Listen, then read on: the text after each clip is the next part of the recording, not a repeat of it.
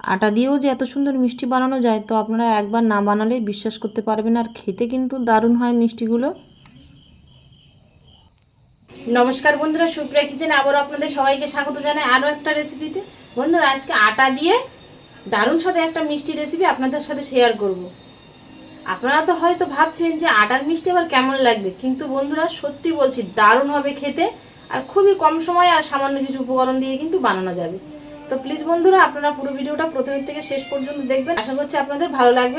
আর ভালো লাগলে প্লিজ বন্ধুরা, নতুন বন্ধুরা বেল আইকন সঙ্গে সাবস্ক্রাইব করবেন, আর ফেসবুক পেজ থেকে দেখলে পেজটিকে ফলো করে আমার পাশে থাকবেন। কথা না বাড়িয়ে ঝটপট রেসিপিটা শুরু করে দেবো। আটার মিষ্টি বানানোর জন্য এখানে আমি দেখুন 1 বাটি আটা নিয়েছি, গমের আটা নিয়েছি। কিন্তু এই গমের আটাটা প্রথমে ভাজতে শুরু করে দেবো। গ্যাসটা ধরিয়ে দেবো, কড়া বসিয়ে দিয়েছি, কড়া গরম হয়ে গেছে, শুকনো করে আটাটা দিয়ে দেবো।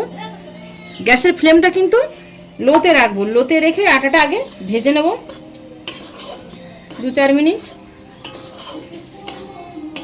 এ সাইডে আমি একটা চাটু বসিয়ে দিয়েছি, এ সাইডের গ্যাসটাও ধরিয়ে দেবো। এর মধ্যে অল্প পরিমাণে একটু ঘি দিয়ে দেবো।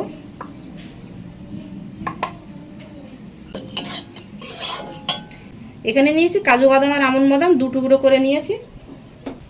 এই ঘির মধ্যে দিয়ে হালকা করে ভেজে নেব। তবে আপনারা কাঁচা ব্যবহার করতে পারেন। এটা হালকা দেখুন এরকম কালার, এরকম লাল লাল হয়ে এসছে। এবার নামিয়ে নেব।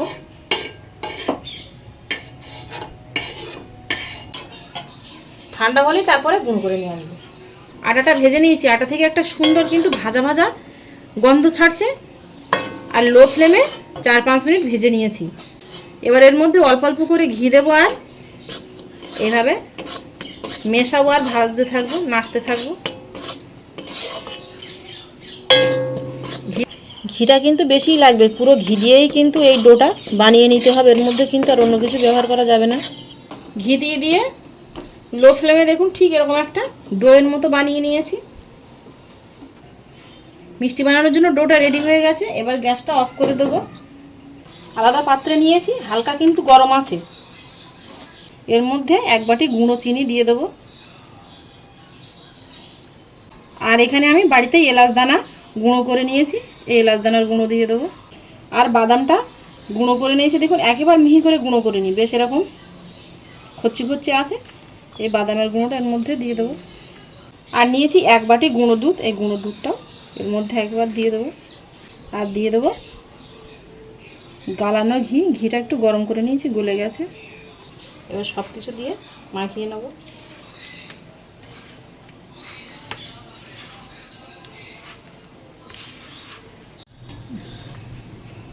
থালায় একটু ঘি মাখিয়ে নেব, আর হাতে একটু ঘি মাখিয়ে নেব।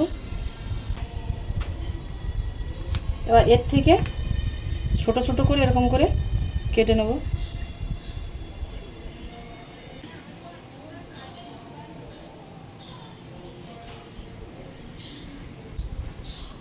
এভাবে মিষ্টি পাকিয়ে নেব।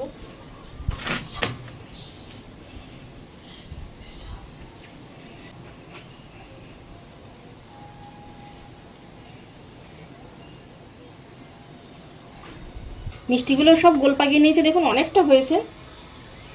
উপর দিয়ে একটু বাদাম কুচি দিয়ে দেবো।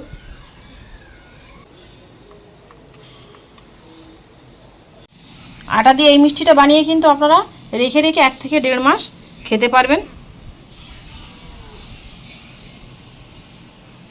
মিষ্টিগুলো বানিয়ে নিয়েছি, এই অবস্থাতে মিষ্টিগুলো রেখে দেবো 4-5 ঘন্টা। তারপর আপনাদের ভেঙে দেখাচ্ছি যে কতটা সুন্দর হয়েছে মিষ্টিগুলো।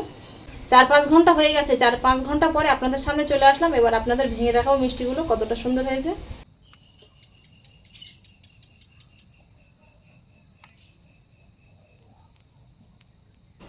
তো দেখলেন তো বন্ধুরা, কতটা কম সময়ের মধ্যে আর ঘরে থাকা উপকরণ দিয়ে এরকম আটা দিয়ে কিন্তু সুস্বাদু মিষ্টি বানিয়ে নেওয়া যায়। আর সামনে দুর্গাপুজো উপলক্ষে আপনারা গরিবানার মতো এরকম মিষ্টি অবশ্যই বানিয়ে নিতে পারেন আমার মতো করে। আশা করছি আপনাদের সকলের ভালো লাগবে, এবং মিষ্টি যারা খাবে প্রত্যেকেরই ভালো লাগবে। ভালো লাগলে প্লিজ বন্ধুরা আপনাদের বন্ধুদের কাছে প্রচুর শেয়ার করবেন, লাইক করবেন, ও কমেন্টে জানাতে ভুল করবেন না। এতক্ষণ আমার সঙ্গে থাকার জন্য আপনাদের অনেক অনেক ধন্যবাদ। আবারও দেখা হচ্ছে আপনাদের সাথে পরবর্তী নতুন কোনো রেসিপিতে। ততক্ষণ আপনারা সবাই ভালো থাকবেন ও সুস্থ থাকবেন।